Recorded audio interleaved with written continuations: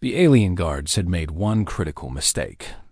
They had assumed that no creature in the galaxy would willingly crawl through waste and filth to escape.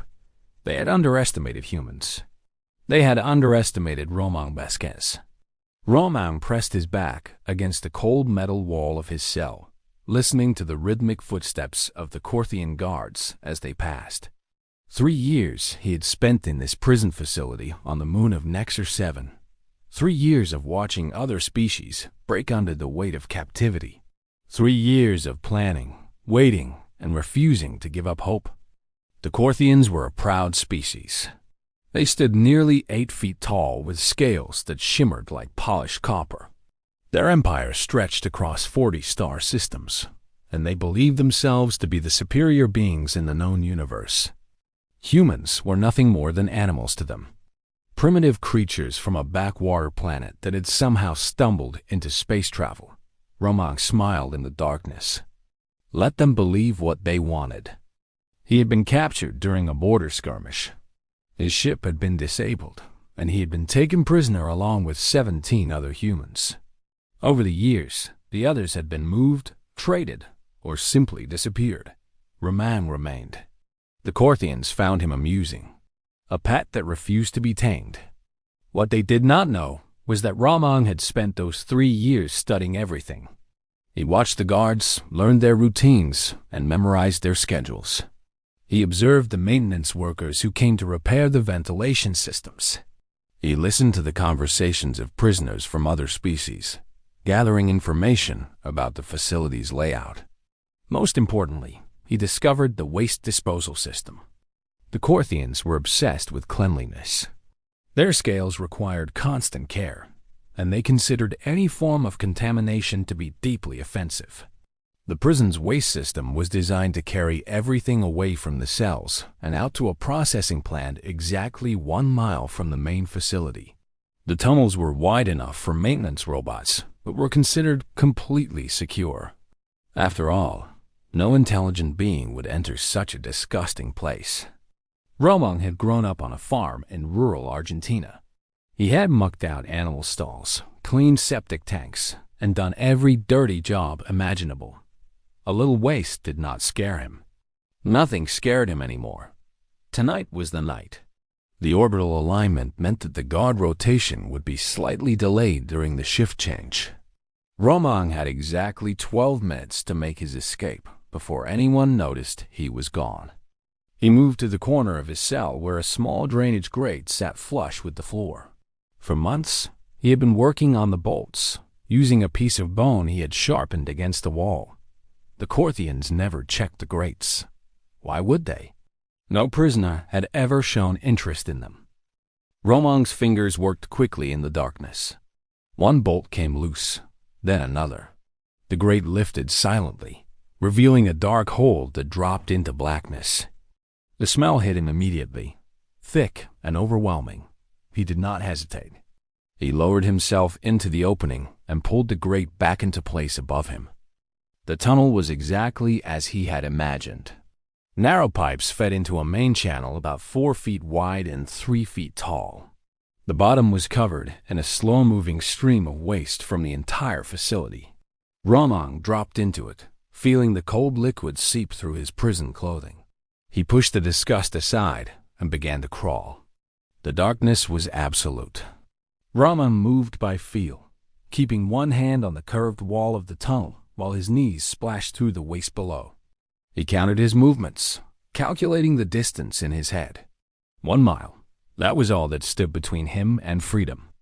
The first 100 meters were the hardest. His body wanted to reject everything about this place. His mind screamed at him to turn back, to find another way. But Romain had lived through worse.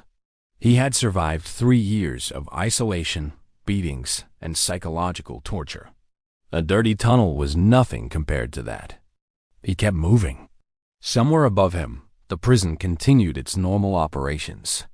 Guards walked their rounds, unaware that one of their prisoners was crawling beneath their feet.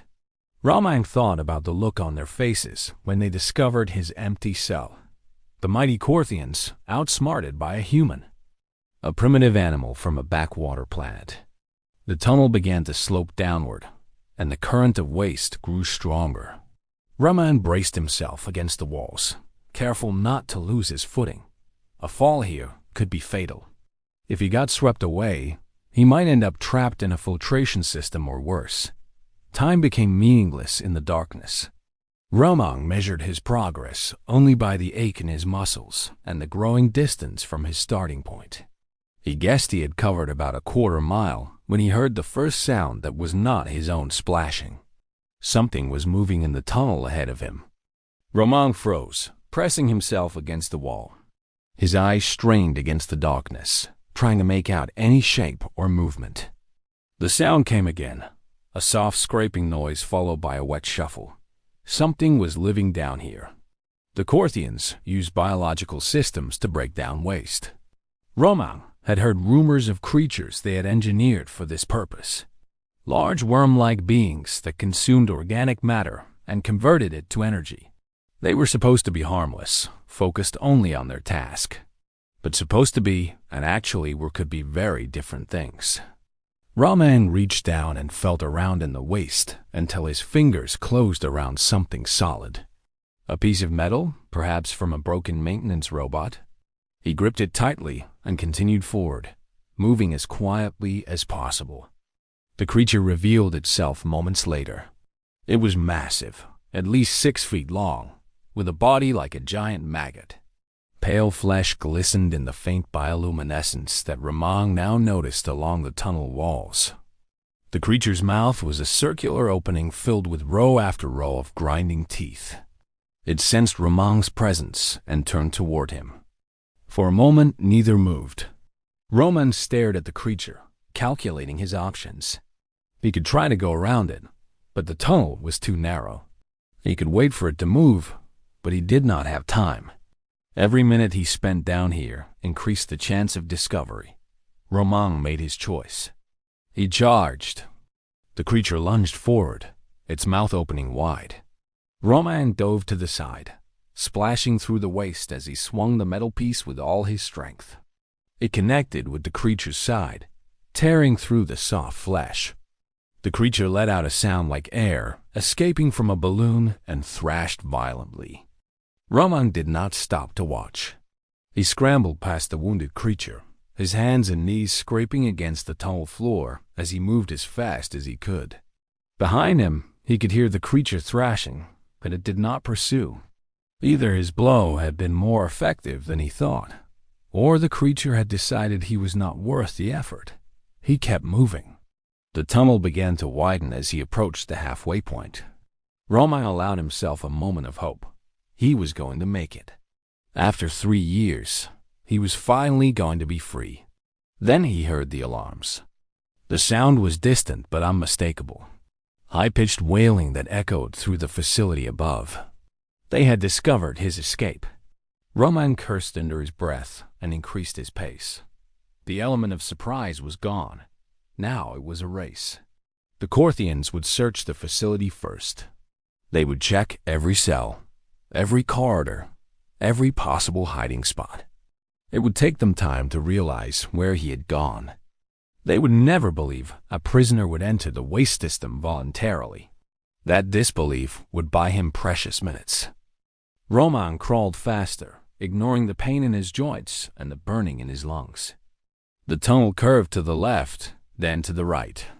He passed junction points where smaller pipes fed into the main channel. Each one was a potential trap, a place where he could take a wrong turn and end up lost in the maze beneath the prison. But Roman had memorized the layout. He knew exactly where he was going. The final quarter mile was the most dangerous. The tunnel began to rise, fighting against the flow of waste. Roman's muscles screamed in protest as he climbed. Sweat mixed with the filth covering his body, creating a sticky coating that made every movement harder. He could see light ahead. Real light, not the faint glow of bioluminescent organisms. Sunlight from the surface of Nexus 7. The processing plant had large openings to vent heat and gases. Roman had seen them during his transport to the prison years ago. They were unguarded because no one expected anyone to use them. Roman pushed himself harder. His vision blurred from exhaustion, but he refused to stop. Freedom was right there, just ahead of him. He could almost taste it. The tunnel opened into a large chamber filled with machinery and tanks. Roman pulled himself out of the waste channel and collapsed on the metal floor, gasping for breath. He was covered from head to toe in filth, but he was out. He was free. No time to rest. The Corthians would figure out his route eventually. He needed to put as much distance between himself and the prison as possible. Roman spotted a ventilation shaft near the ceiling of the chamber. He climbed the machinery, his fingers finding holds that should not have been possible. His body moved on pure determination, refusing to acknowledge how broken and exhausted it really was. He reached the shaft and squeezed through the narrow opening. Fresh air hit his face like a blessing from above. Roman crawled toward the light, toward freedom, toward a future he had almost stopped believing in. He emerged on the surface of Nexus 7 as the sun was rising. The landscape stretched before him, rocky and barren but beautiful in its emptiness.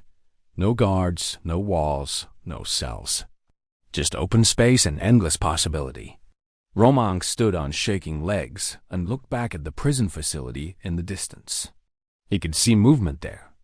Guards scrambling to search for him. They would never think to look out here. Not yet. By the time they figured out what had happened, he would be long gone. He turned and began walking toward the horizon. Somewhere out there was a settlement, a ship, a way off this moon.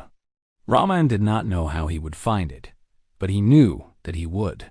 He had not come this far to fail now. The Corthians had underestimated humanity. They had seen humans as weak, primitive, and controllable. They had never understood that human strength was not measured in size or technology. It was measured in will, in determination, in the absolute refusal to accept defeat. Roman Vasquez had crawled through a mile of waste and darkness to prove them wrong. And as he walked into the sunrise of an alien world, he knew that this was only the beginning. The Corthians would learn to fear humans. They would learn that no prison could hold a species that had evolved to overcome every obstacle in their path. 1 mile of sewers had not broken him.